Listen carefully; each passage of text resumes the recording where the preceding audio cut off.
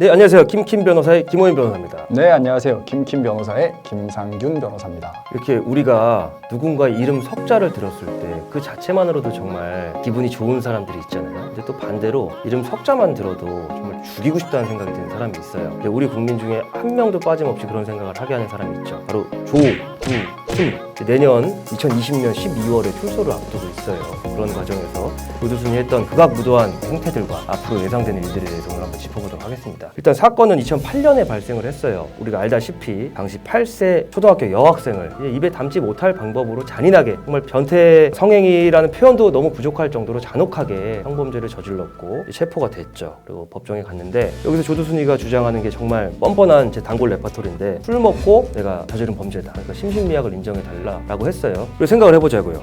우리 시청자들이 판사라고 하면 그걸 안 받아주는 게 정상이겠죠. 술을 쥐가 먹었는데 그거를 문제는 결과적으로 1심 재판부가 그걸 받아줬어요. 심신미약 주장을. 2008년 당시에는 형법이 개정 전이어서 유기징역 상한이 25년인데 이 심신미약을 인정을 해버리면 절반 무조건 깎아줘야 돼요. 그래서 12년형이 최종적으로 선고가 됐죠. 2008년에 범죄를 저질렀고 그때부터 복역을 했으니까 내년 12월이면 정말 조두순이 우리 누구의 곁으로 옆으로 다가올지 모르는 그런 상황이 이제 오게 될 거예요. 심신미약은요, 재판에서 거의 인정 자체를 하질 않아요. 예를 들어가지고 술을 먹어가지고 심신미약을 주장하면은 술을 누가 먹였습니까? 자기가 먹었는데 자기가 스스로 상황을 초래를 했는데요. 사실 그 재판 1심 재판 결과 나오기 전에 3년 동안 그때 발생한 살인사건 2,500여 건 중에서 법원이 심신미약 주장을 받아들인 거는 0.9%도 되지 않아요. 심신미약은 정말 일반적으로 인정이 안 돼요. 그리고 술을 마신 상태에서 심신미약 같은 경우에는 요즘 법원 판결 트렌드로 봤었을 때는 가당치가 않죠. 우리가 일반적으로 국민들이 생각을 해보셔도 내가 술을 먹고 누굴 때렸어, 나 술 취해서 때렸어, 미안해 심신미약이야, 봐줘, 좀 깎아줘, 말이 되나요 그게?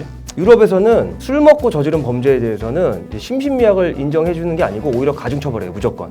가중처벌. 네가 술 먹고 저지른 범죄니까 네가 책임져. 아까 김 변호사님 얘기한 것처럼 술 내가 먹었고 책임도 내가 져야죠. 음주운전했다고 술 먹고 했다고 봐주는 거 아니잖아요. 그런 취지에서는 가중처벌을 하는 게 맞는데, 당시 아무튼 재판부가 무슨 근거로 그랬는지 같은 법조인이지만 지금도 이해가 안 돼요, 사실. 근데 판결만큼 또 이상한 게 있었어요. 당시 검사는 법원에다가 무기징역으로 조두순을 처벌해달라고 구형을 합니다. 무기징역으로 처단을 해달라. 근데 1심 재판부가 아까 말씀드린 것처럼 심신미약, 술 취해가지고 좀 봐줘야 되겠다 그러면서 12년형을 선고를 했죠. 근데 항소를 안 해요. 검찰에서 항소를 포기를 했습니다. 이게 전 정말 아직도 이해가 안 가는 게 오토거든요. 예를 들어서 구형한 거의 절반 밑으로 나오면 무조건 항소해요. 항소 안 하는 경우를 본 적이 없어요. 검찰의 내부 규칙 같은 거예요. 나 그 검사 양반 진짜 이해가 안 되는 게, 저희 형사 사건을 할 때 요새 정말 작은 절도죄 이런 것도 절도죄가 안 나쁘다는 게 아니고요. 진짜 요 정도 처벌받아서 적당한 죄도 검사들이 구형한 거에 못 미치면 무조건 항소를 해요. 근데 무슨 생각으로 이 항소를 안 했는지 모르겠고, 이 항소를 안 했다는 게 어떤 의미냐면 검사는 항소를 안 하면 이제 더 이상 2심, 3심 재판을 받을 권리가 없어지고 조두순만 항소할 수 있는 권리가 생기는 거예요. 그러면 조두순 믿져야 본전인 거예요. 이걸 만약 검사가 항소를 했으면 2심 고등법원에서 이거 충분히 뒤집을 수 있는 재판이었어요. 그렇죠. 심신미약 같은 경우에 인정도 안 될 뿐더러, 그리고 일단 검사가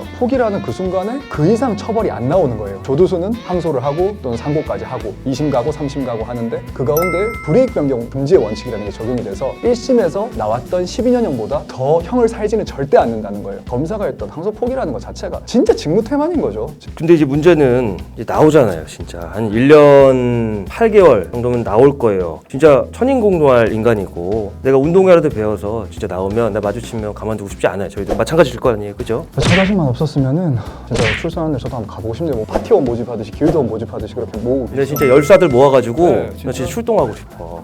지금까지 저희가 말씀드린 부분은 정확히 얘기하면 과거의 일들이에요. 과거에 조두순이 이러했고 그걸 이제 대하는 법원과 검찰의 태도가 이러이러했다, 이런 문제점이 있다, 이미 다 지나간 일이에요. 그러니까 문제는 이제 조두순이 나오고 나서 제일 문제가 뭐냐면 조두순의 얼굴을 국민 아무도 몰라요. 그때 담당 형사님들이랑 법원 관계자들, 검찰 관계자 말고 아무도 모르는데, 조두순이 포항교도소에서 만기 출소를 하고 교도소 문을 딱 나서는 그때부터가 우리 온 국민에게 다가오는 현실이에요. 조두순이 내 옆집에 살게 될 수도 있어요. 그런 무서운 현실에 직면을 한다는 겁니다. 피해자 부모님의 인터뷰를 봤어요. 피해자 부모님이 조두순을 재판 때 한번 봤다. 근데 내가 이 사람이 나왔을 때 내 주위에서 있을 때 알아볼 수 있을지 모르겠다. 마찬가지로 조두순 얼굴 공개도 안 되는 상황에서 우리는 과거에 재판 과정에서 그에게 응당한 국민의 법감정에 맞는 처단을 내리지 못했어요. 그럼 이제 우리가 직면한 현실과 앞으로 이 문제를 어떻게 타개해 갈 것인가, 복수심으로 가서 후려 갈긴다거나 때린다거나 이런 문제를 넘어서서 어떻게 그를 제약해야 될 건지, 그 마주한 현실에서 어떻게 타개해야 될 건지 한번 생각해보는 시간을 리뷰에서 갖도록 하겠습니다. 잠시 후에 찾아뵙겠습니다. 네, 감사합니다. Rent a car you can't afford. don't let your hair out in the wind. Put the pedal to the floor.